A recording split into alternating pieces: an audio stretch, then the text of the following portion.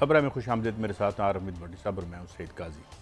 6 सितंबर यौम दिफा और आज आर्मी चीफ एक ओकेजन पर बोले हैं और ख़ूब बोले हैं। उनका जो और बहुत सी बातें की, मगर जो अहम बात उन्होंने की कि ये अवाम और फ़ौज के मुक़द्दस रिश्ते पर वार करने की मज़मूम कोशिश उनके मुताबिक हुई, जिससे बड़ी इफ़ेक्टिवली नाकाम बना दिया गया। ये क्या वार था, इस पे बात करेंगे। इसके साथ परवेज़ इलाही साहब की रिहाई एक थिएटर ऑफ द एब्सर्ड बन चुकी है। बार बार हम जो निगरान हुकूमत से पूछ भी रहे हैं कि आप कितने गैर जानबदार हैं, कितने बाइख्तियार हैं।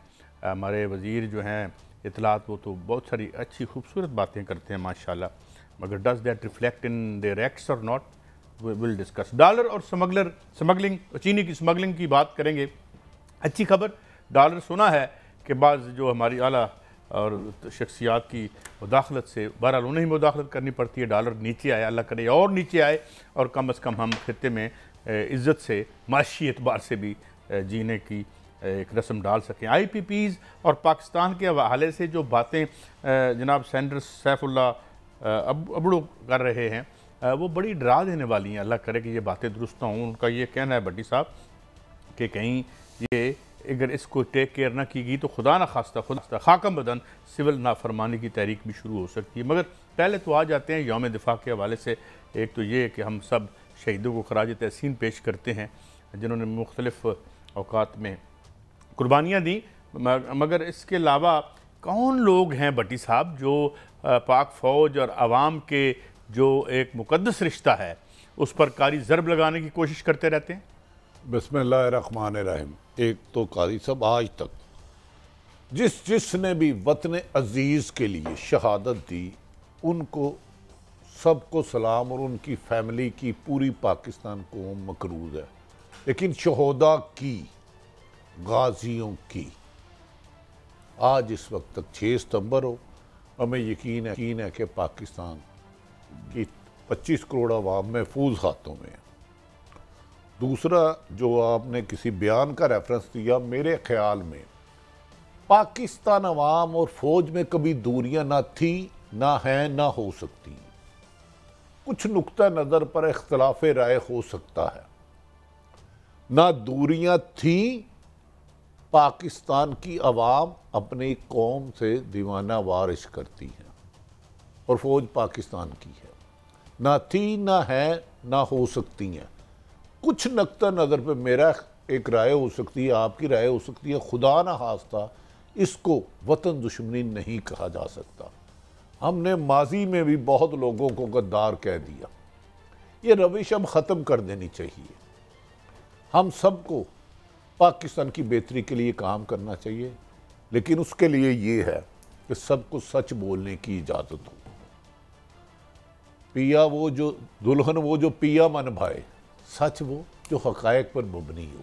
सच ये नहीं कि काजी साहब की टाई बड़ी अच्छी लग रही है तो मैं काजी साहब का बिल्कुल वदा हूँ, और मैं कहूँ कि काजी साहब ये नॉट ज़रा इधर कर लें तो आप कह दें कि ये मेरा दुश्मन है।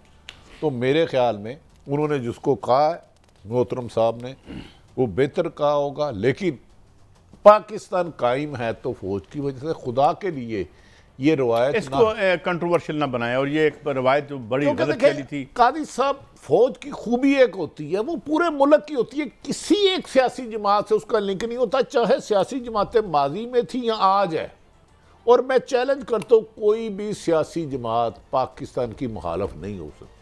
जैसे हर सियासी जमात में अच्छे और बुरे लोग होते हैं, कोई बहुत काबिल होता, कोई नॉर्मल होता, कोई एवरेज होता।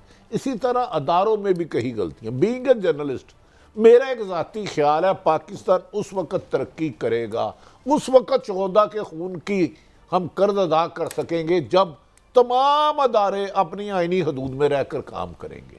क्रॉस दी बोर्ड एक्साइज वाला पूरा टले, कस्टम वाला ड्यूटी पूरी ले, इनकम टैक्स वाला पूरी ले, रेवेन्यू वाला ये फ्रॉड ना करे कि किसी के मुरब्बे किसी के नाम कर दें। खुदारा ये रवायात ख़त्म करते हैं। सब लोग इस मुल्क से करते हैं। मैं खुद शहोदा के घर जाता हूँ, आपकी फैमिली में भी होंगे।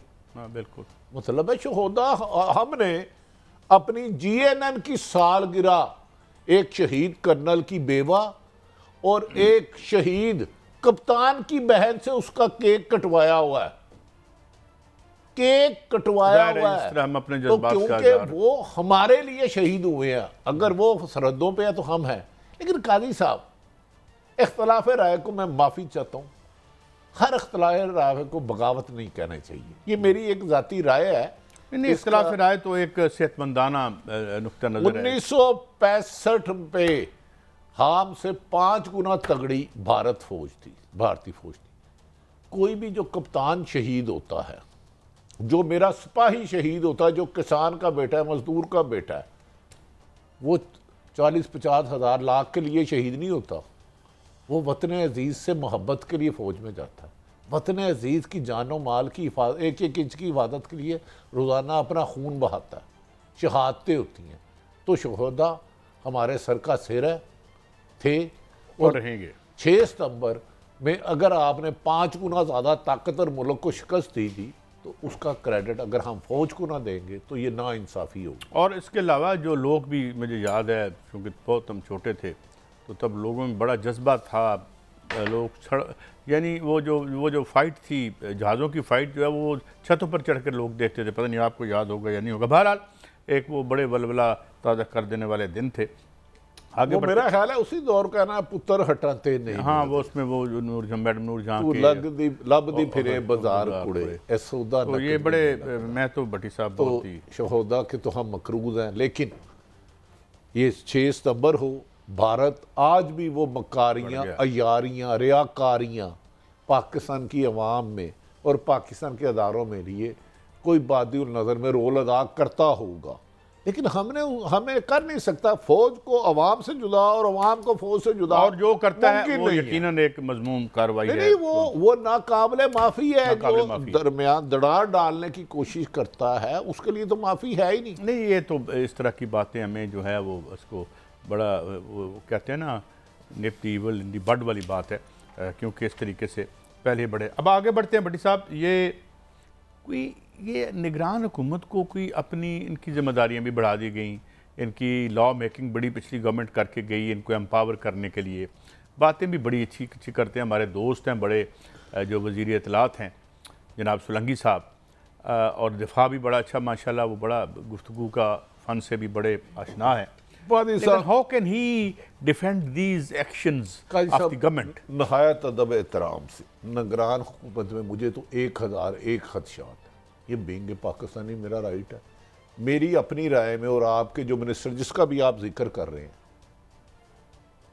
यार निगरान हुकूमत आती है इलेक्शन करवाने के लिए। डू यू थिंक ये फेयर चल रहे हैं?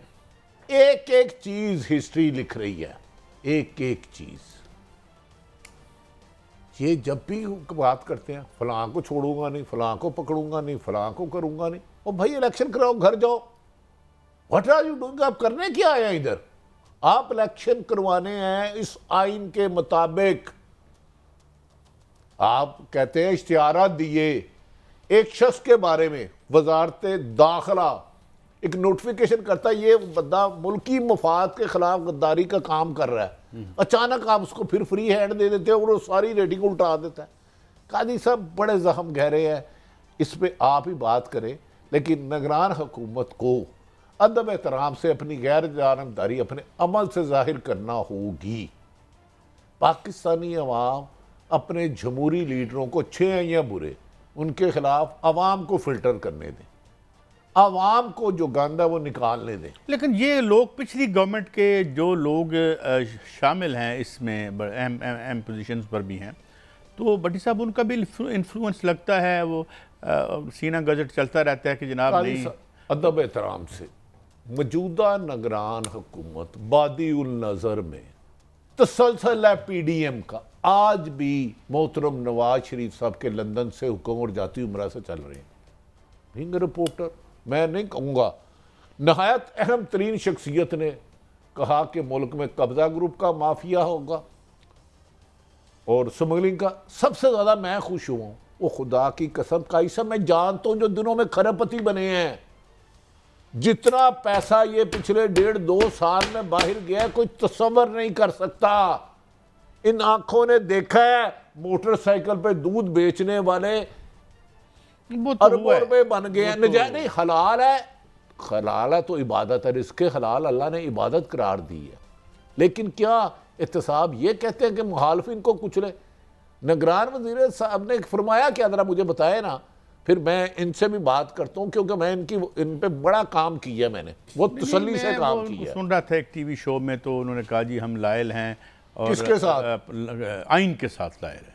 वो पहले तो बताएं आइन के साथ लायल है, तो आइन की वो शिक बता दें जिसके तहत निगरान हुकूमत का इलेक्शन करवाने के अलावा जो जो वो कर रहे हैं वो रोल है, वो बता दें।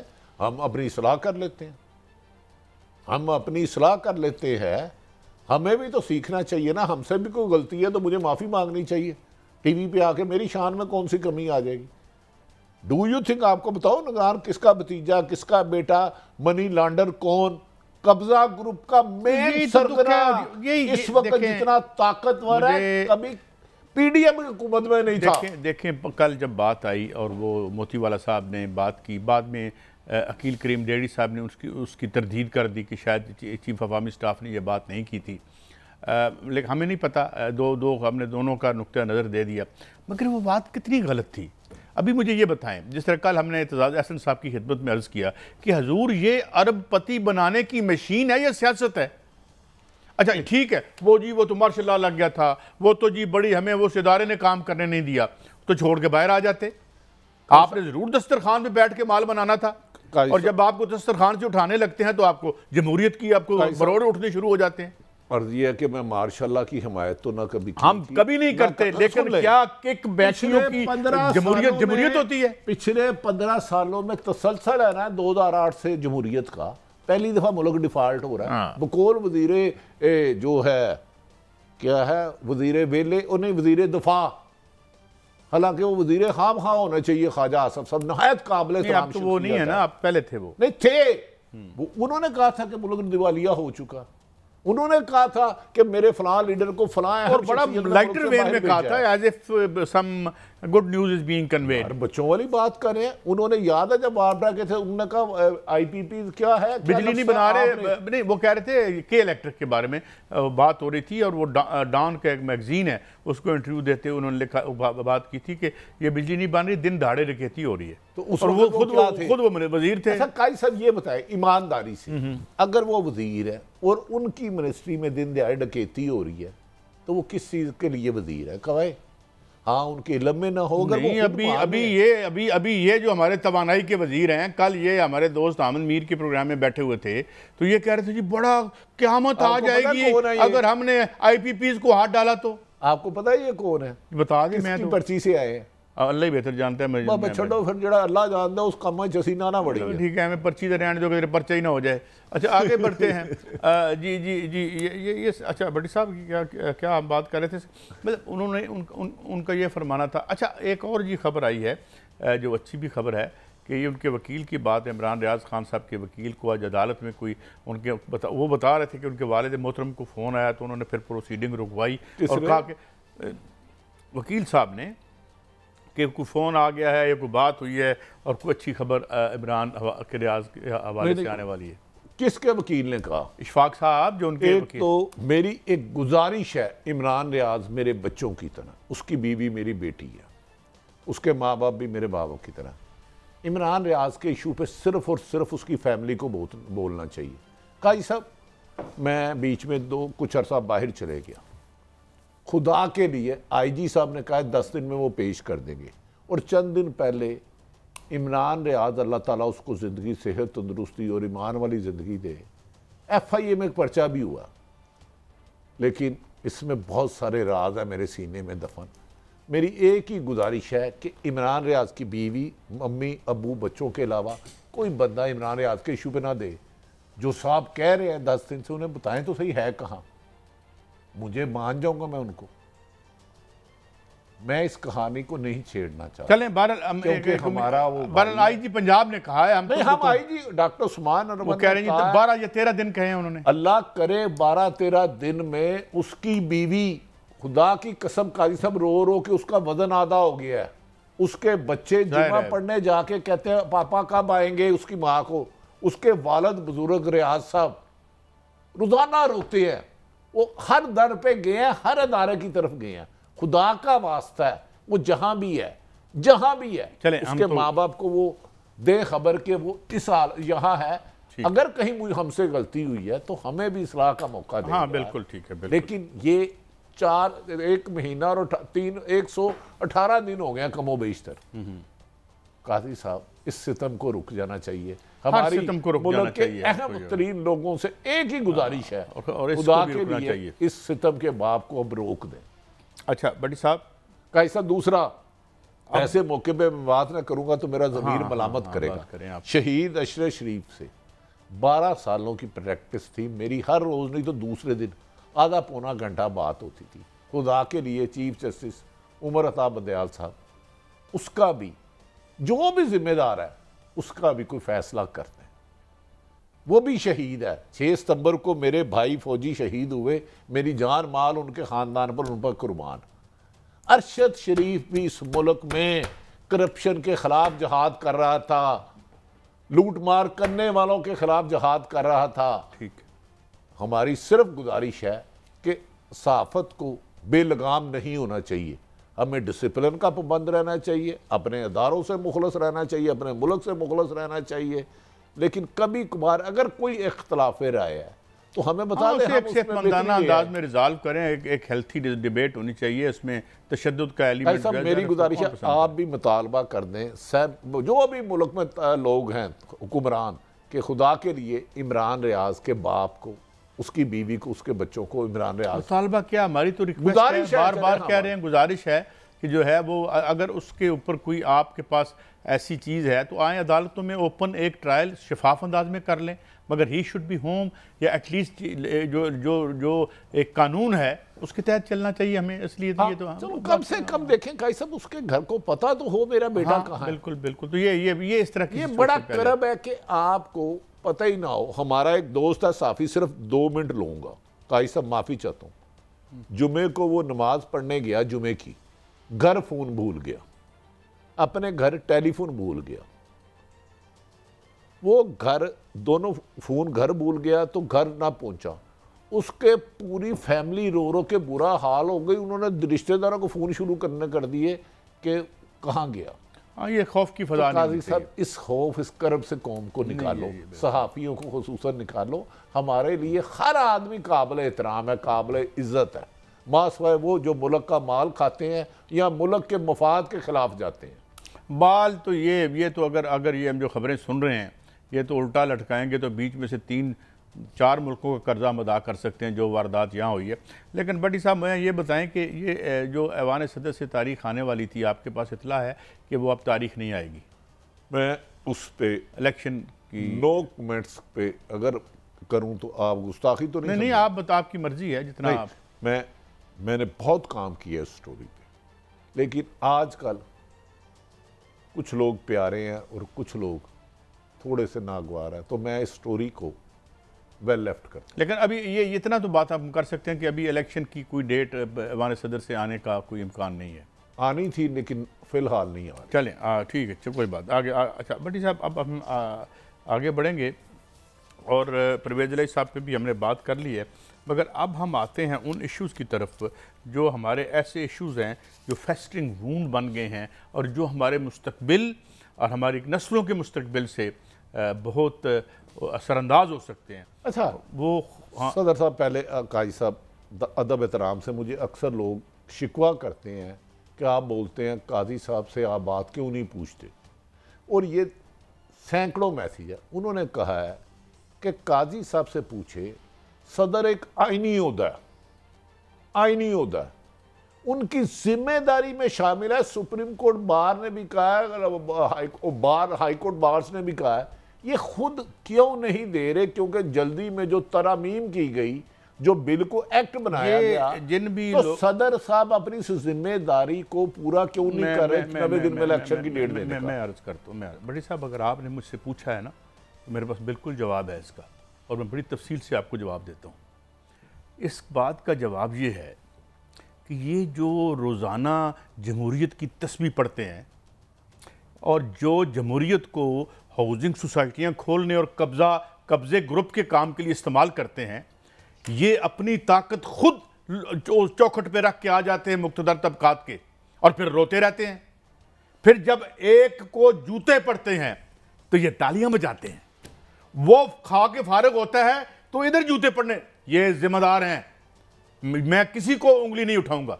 मैं वोट देता हूं अपने MNA को, अपने MPA को। वो जब अरब अरब रुपया लेके गए हो यहां से, एक ऐसे मुल्क से, 80 तुम्हारी मिनिस्ट्रियां थी और तुम कहते हो जमहूरियत।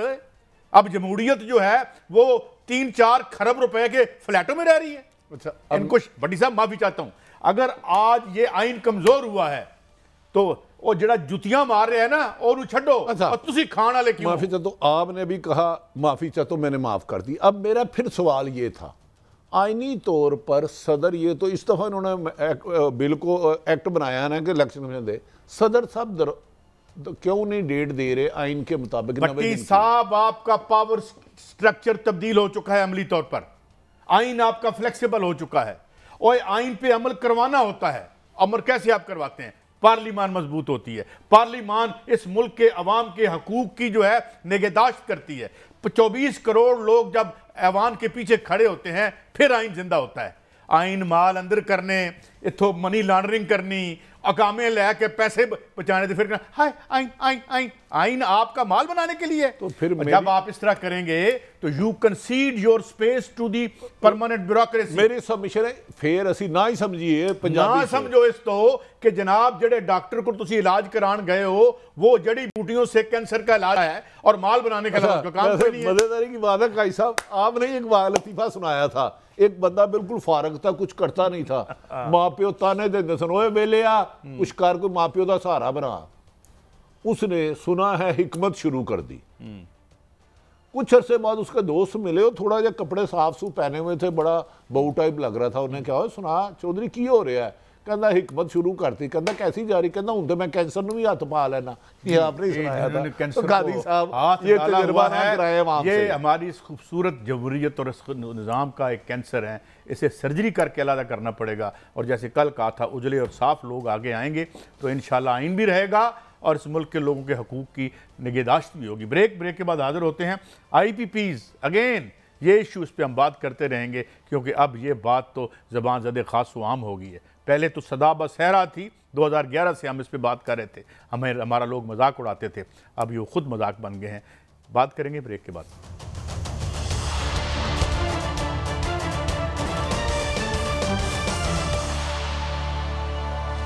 वेलकम बैक नाज़रीन। हमें ज्वाइन किया है सेनेटर सैफुल्लाह बुड़ साहब, जो कि चेयरमैन हैं सेनेट की कमेटी बराए तवानाई के। बहुत शुक्रिया जनाब सैफुल्लाह साहब, आपने हमें वक्त दिया। आप ज़ाहिर है you are the most relevant person, और आजकल आप मीडिया पे हम लोगों को एनलाइटन भी कर रहे हैं। कल मैं शुरू करता हूँ, मैंने प्रोग्राम में जो तवानाई के हमारे वज़ीर हैं वो बता रहे थे कि कौन सी मुश्किलात हैं इनको, जो IPPs को दोबारा से इनको देखने के लिए, इन्वेस्टिगेट करने के लिए। थोड़ा सा मैं अर्ज़ कर दूं कि परसों day before yesterday doctor Ikramul हक हमारे साथ थे, मारूफ कानूनदान, वो ये कह रहे थे, बल्कि ये शुरू हो चुका है। पाकिस्तान से बाहर अमेरिका में कुछ लोगों ने अपने तौर पर एक प्रोविज़न मौजूद है कि इनको खुलवाया जा सकता है, प्राइवेट या इंडिविजुअल भी खुलवा सकते हैं। अगर इसमें फ्रॉड हुआ है तो उनको सजाएँ भी हो सकती हैं। बहरहाल आपको क्या बताया जा रहा है कि बहुत कोई क़यामत गिर पड़ेगी? जो डकैती, एक तो वो है जो बिजली चोरी करते हैं, जो बनाने में डकैती है मुबैना, उसको अगर हमने रोका तो खुदा न खास्ता आसमान गिर पड़ेगा। कोई ऐसा तस्वीर मिल रहा था कल आपकी गुफ्तगू और वज़ीर तवानाई के दरमियान जो आर्ग्यूमेंटेशन हो रही थी। जनाब सैफुल्लाह बुड़ो साहब। थैंक यू काजी साहब। एक्चुअली पावर डिवीजन वाले जो भी हुकाम आए थे कल भी मीटिंग में, वो तो कमेटी की जो सिफारिशात होती हैं उसके साथ सहमत होते हैं, उनके पास बोलने के लिए कोई जवाब नहीं होता। वो कभी भी इस चीज से मतलब अलग उनका मौक़िफ़ नहीं है कि IPPs के मुआहदों को रिव्यू नहीं किया जा सकता, किया जा सकता है, उनमें क्लासेस होती हैं।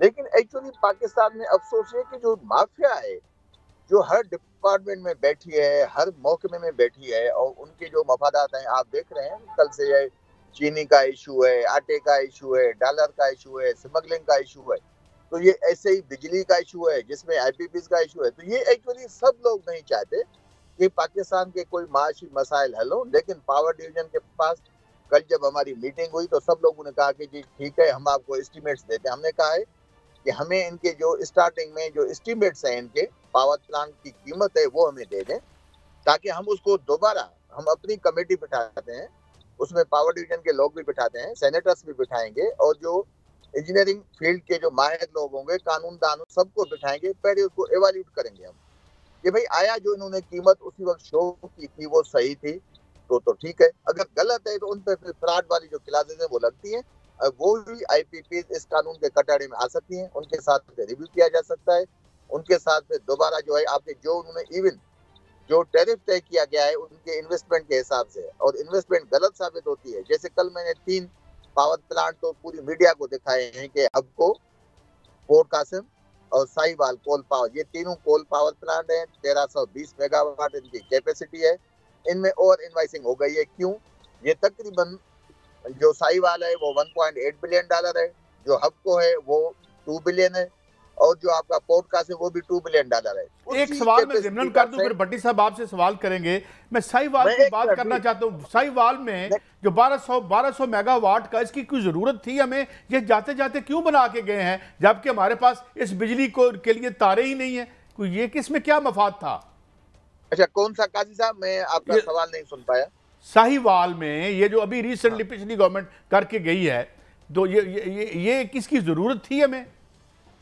नहीं काजी साहब, ये तो साहिवाल तो पहले लगा, मैं जो पहली बस वो पॉइंट मैं कंप्लीट कर लूं, सेम कैपेसिटी का ये जो 3 पावर प्लांट मैंने आपको बताए 1320 मेगावाट कोल पे, सेम कैपेसिटी का प्लांट लग रहा है जामशोरो में, उसकी कास्ट आ रही है 1.27 बिलियन। सॉरी, जामशोरो में, ठीक है, जामशोरो में। और ये सारी जो ब्रीफिंग है ये पावर डिवीजन के, किसी और की नहीं है, तो उसी में वो डिफरेंस आ रहा है round about $0.8 billion average in 3 में।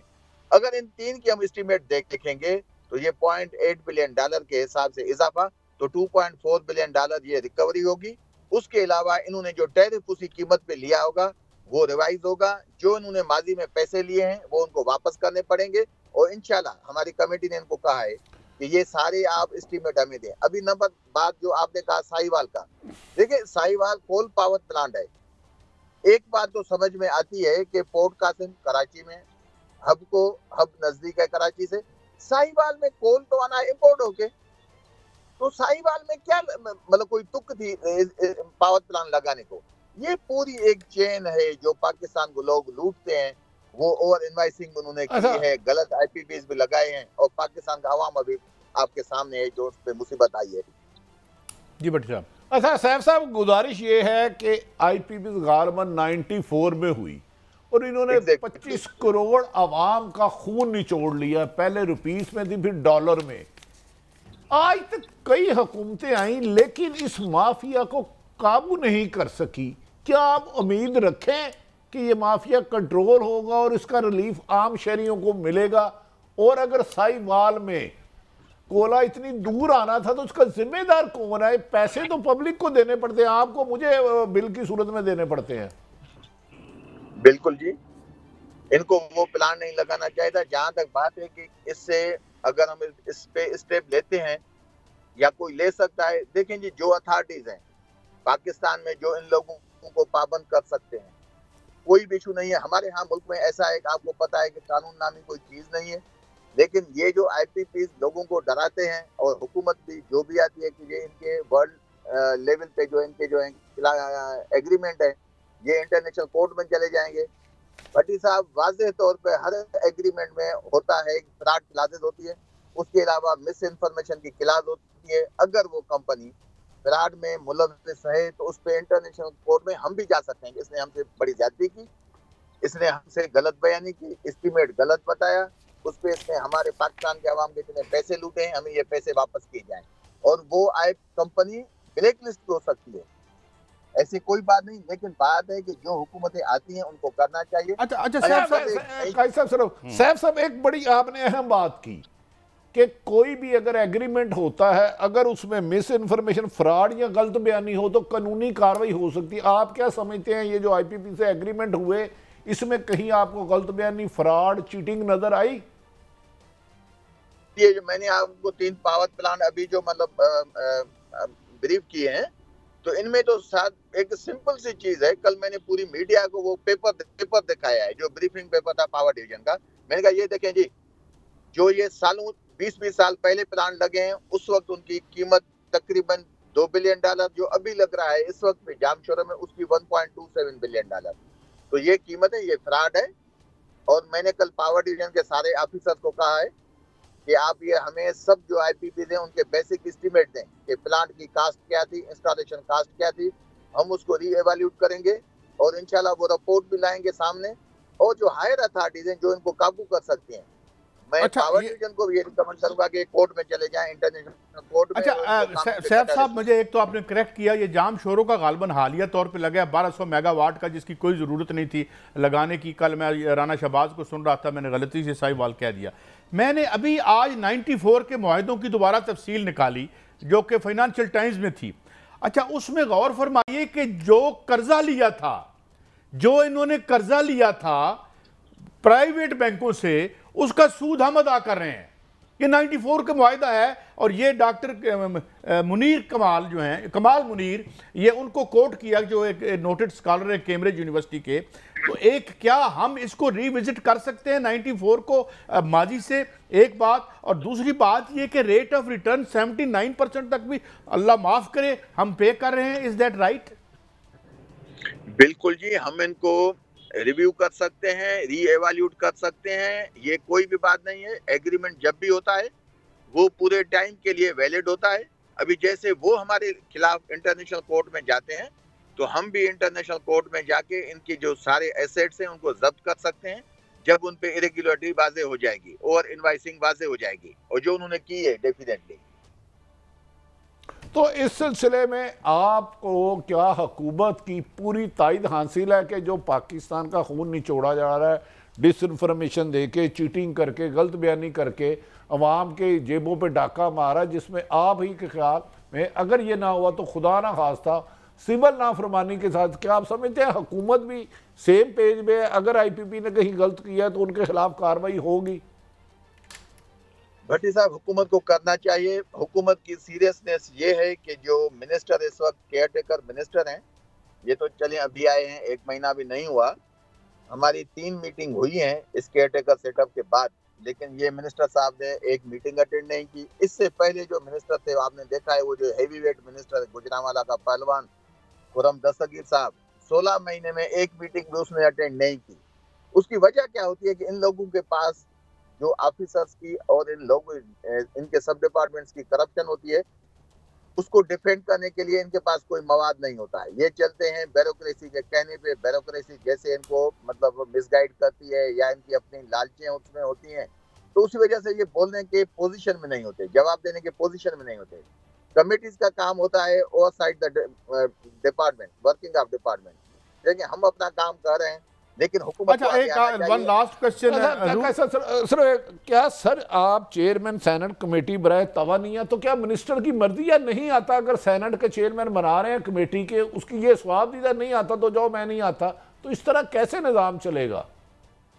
भट्टी साहब, हमारे पास ऑप्शन होता है, हम प्राइम मिनिस्टर को लिखते हैं, हम जो सेनेट के चेयरमैन साहब हैं हम उसको लिखते हैं, और हमने 12 खुरम दस्तगीर के अगेंस्ट लिखा।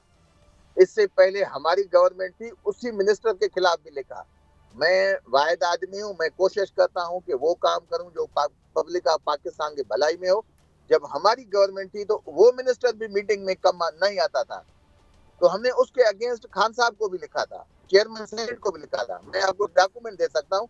हमारी कमेटी अल्हम्दुलिल्लाह जो भी उसके मेंबर्स हैं मुख्तलिफ पार्टीज के, वो सब मेहनत करते हैं। हम विदाउट पार्टी एफिलिएशन काम करते हैं, सिर्फ पाकिस्तान के पब्लिक की भलाई की खातिर जो चीजें हमारे बस में होती हैं। अच्छा, ये सैफ साहब, ये जो जामशोरो वाला आखिरी लगा है ना, ये तो आखिरी है ना। मैं अगर पहले मैं जरा आई मिस्टूक इट, तो ये 1200 जो मेगावाट का है, और पहले हमारे पास एक्सेस कैपेसिटी और कैपेसिटी को इस्तेमाल करने का, और इसका जो पर यूनिट मुझे मेरी रिसर्च टीम बता रही है 57% तो इसकी कास्ट है।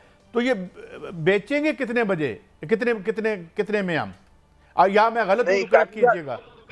गाजी साहब, ये आईपीपी नहीं है, ये पब्लिक पावर सेक्टर है। जामशोरो जो है ये हमारी पब्लिक पावर सेक्टर एक जेन को, ये यहाँ एलएनजी से बनेगी ना, एलएनजी से बनेगी ना, ये बनेगा कोल से। ये कोल पावर प्लांट है, इनके एग्रीमेंट पहले से थे, ये गवर्नमेंट ऑफ पाकिस्तान इसकी ओनर है। और ये कोल हम इंपोर्ट करेंगे। हाँ जी, कोल इसका इंपोर्ट होगा, लेकिन अभी इस पे डिस्कस हो रहा है कि मतलब जो थर्मल कोल अवेलेबल है, आया वो यूटिलाइज हो सकता है, नहीं हो सकता है, उसकी फिर मशीनरी, उसकी मैन्युफैक्चरिंग को देखना पड़ेगा। लेकिन ये जो है ये आईपीपी नहीं है, ये पब्लिक पावर सेक्टर है, ये हमारी गवर्नमेंट ऑफ पाकिस्तान की प्रॉपर्टी है। एग्रीमेंट इनके पहले किए हुए थे और ये अच्छा हुआ। अगर ये आज स्टार्ट हुआ है तो इसके कम से कम जो 3 पावर प्लांट मैंने आपको बताए, उनकी ओवर इनवाइसिंग कभी भी जायद नहीं होती। अगर ये प्लांट स्टार्ट नहीं होता तो उनकी जो करप्शन है वो एक्सपोज हो गई है इसमें। चलें, यानी ये एक मेजरिंग रॉड था जिसकी वजह से हमें इसका ये पता चला। बहरहाल बहुत शुक्रिया सैफुल्लाह अबड़ो साहब, आपने हमें टाइम दिया। बट साहब एक ये है, अभी मुझे ब्रेक पे जाना है कि बिजली हमारे पास एक्सेस है, इधर लोड शेडिंग हो रही है, उस बिजली को लोगों तक पहुंचाने का हमारे पास इंफ्रास्ट्रक्चर नहीं है और हमने नए ठेके नए ठेके। काजी साहब आप बहुत बोले, बोलिए मुझे तू की जाने अनारकली दियां शाना। देखे आपने एग्रीमेंट ऐसे किए कि आपने 50% बिजली चाहिए, 100% के पैसे, 100% पैसे सरकार आवाम के निचोड़ के देंगे तो कमीशन खाएंगे ना। 50 रुपए की कमीशन अगर एक 10 रुपए है, 100 रुपए की कमीशन 20 रुपए है, और भोला तो साहब फिर उन्हें कमीशन ना खाए बेचारे। जो मैं आज 45,000 रुपया दे के आया हूँ, ये बिजली का बिल था या कमीशन था? ये उसमें कमीशन था। अगर वो कमीशन निकाल दे तो 15,000 भी बिल नहीं आएगा। हमें इस कमीशन से और इन कमीशन खोरों से निजात दिलाई जाए। और जो जिस तरह कल आर्मी चीफ ने जो बात की थी और जो इन सब चोरों के पीछे जाने की बात की थी, ये इसका इंतज़ार करते करते हम ज़िंदगी की इस यानी दहलीज पे आ गए हैं। एक ब्रेक के बाद हाज़िर होते हैं। ये डॉलर वापस आया है, तो क्या ये डॉलर माफिया जो है और ये जो कार्टल्स हैं, क्या कोई संजीदा कार्रवाई होगी इनके हवाले से? अगर नहीं होगी तो फिर वतन अजीज़ के लिए मुश्किलात और बढ़ जाएंगी। ब्रेक के बाद इस पर बात करेंगे, हमारे साथ रहें।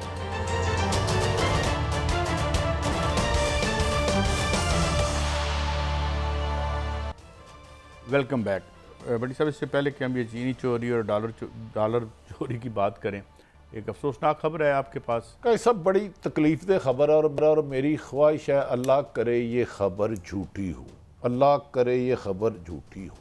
अब्दुल्ला सुंबल सेक्रेटरी दाखिला थे, वो इंतकाल कर गए। मेरा उनका 25 साल का दोस्ताना था। परवेज़ लाई जब वज़ीर आला पंजाब थे तो ये चीफ सेक्रेटरी पंजाब थे, और फिर जब हुकूमत चेंज की गई तो मैं इनके घर गया। इनका घर कंटोनमेंट में है, तो इन्होंने मुझे 3-4 वाक़यात बताए। और 3 दिन पहले बात हुई, काजी साहब 100% ईमानदार, 100% दयानतदार, 100% काबल, इतना जेनरस और क्रिकेट के क्रेजी थे। अब मैं क्या बताऊं, कहते हैं जब हुकूमत अभी परवेज़ लाई ने तोड़ी नहीं थी तो कुछ लोग इन्हें आए और आके इनके दोस्त साथ लेके गई। लेकिन बहरहाल काई साहब, ये ज़िंदगी हम सब मुसाफिर है। अगर ये इसका मैं एहसास हो तो कुछ चवली ना मारी है। बात हुई तो उन्होंने कहा आप आते हैं तो इकट्ठे खाना खाते हैं। मैं जब ये पंजाब की चीफ मिनिस्ट्री से चीफ सेक्रेटरीशिप से उतरे तो मुझे उन्होंने पूरा वाक़या बताया कि कौन इनके पास आया, इन्हें कहाँ लेकर गया। क्योंकि परवेज़ लाई को वो कह रहे थे जब असम्बली तहलील की तो उसमें कुछ लोगों को खदशात थे। अल्लाह ताला इनके दर्जात बुलंद करे और हर मुहिब्बे वतन पाकिस्तान की हिफाजत फरमाए या रब्बुल इज़्ज़त। बहरहाल भट्टी साहब, ये दिन सबको याद रहना चाहिए और कोई भी एक्सेस करते हुए हमें, कोई भी वारदात करते हुए हमें सोचना चाहिए कि ये बड़ा अजीज़ सा काम है। बहरहाल भट्टी साहब, आगे बढ़ते हैं। अब ये डॉलर और चीनी की स्मगलिंग की बात करें, और एक बात शायद जो हम अबड़ू साहब से नहीं पूछ सके, उन्होंने ये कहा था, शायद आपने बात भी की थी, कि ये जो खुदा न खास्ता एक जो तहरीक है जो आहिस्ता आहिस्ता हमें नज़र आ रही है, हमें कश्मीर और इधर दूसरे इलाकों में नज़र आ रही है, इसको रोकने का एक ही तरीका है कि डॉलर को नीचे लेके आएँ। डॉलर नीचे आएगा तो आपकी पेट्रोल की कीमत कम होगी, पेट्रोल की कीमत कम होगी तो शायद सर्फ की कीमतें नीचे आ जाएंगी। चीनी, और ये जो भट्टी साहब ये चीनी का जो काम है, मुझे एक बात बताएं कि एक मेरा सवाल कि एक बंदे दियाँ 5 मिला ने और वो आके कह रहा है चीनी की कीमत बढ़ गई, चीनी की कीमत बढ़ गई। और चीनी की कीमत बढ़ नहीं गई, तुम्हारा माल बढ़ गया है। और ये क्या मुनाफिकत है? ये जो कारोबार और सियासत का जो इज्तिमा है, इसने कोई बड़ा गंद नहीं डाला इस मुल्क में? काजी साहब कितना कितना गंद डाला, ये तो अब्दुल्ला सुंबल की मैं लिख नहीं सकता किताब। खैर, कई सब ये जो एक हमारे अहम तरीन अदारे ने किया और 2-3 दिन में डॉलर कम आ गया। देखिए स्मगलिंग कौन करता है? अरबपति खरबपति आदमी। रिश्वत कौन लेता है? अरबपति। बिजली चोरी कौन करता है? अरबपति। इसमें गरीब आदमी तो पिसता ही है। इनकी करप्शन, इनकी स्मगलिंग, इनकी लूटमार का वजन आम शहरियों पर पड़ता है जो एक वक्त की रोटी नहीं खा सकते। काजी साहब इन जालमों को कौन पूछेगा? बड़ी साहब मुझे क्विक क्लोजिंग करनी पड़ रही है। अभी जो हमने बात की, हमें यकीन है कि जिस तरीके से हमारे जो बरादरी से हमारे चीफ ऑफ आर्मी स्टाफ की मुलाकात हुई, ये जो हम किक बैक्स के पैसे मुबैना तौर पर बिलों में दे रहे हैं, इनका कोई उपाय किया जाए, इसको कोई कम किया जाए, वरना फिर जो लोग हैं उनको इतना तंग ना किया जाए कि वो घरों से ही बाहर आ जाएं। अल्लाह करेगा हम बेहतर कर सकेंगे और बेहतर होगा। कल फिर मिलेंगे। अल्लाह हाफिज़।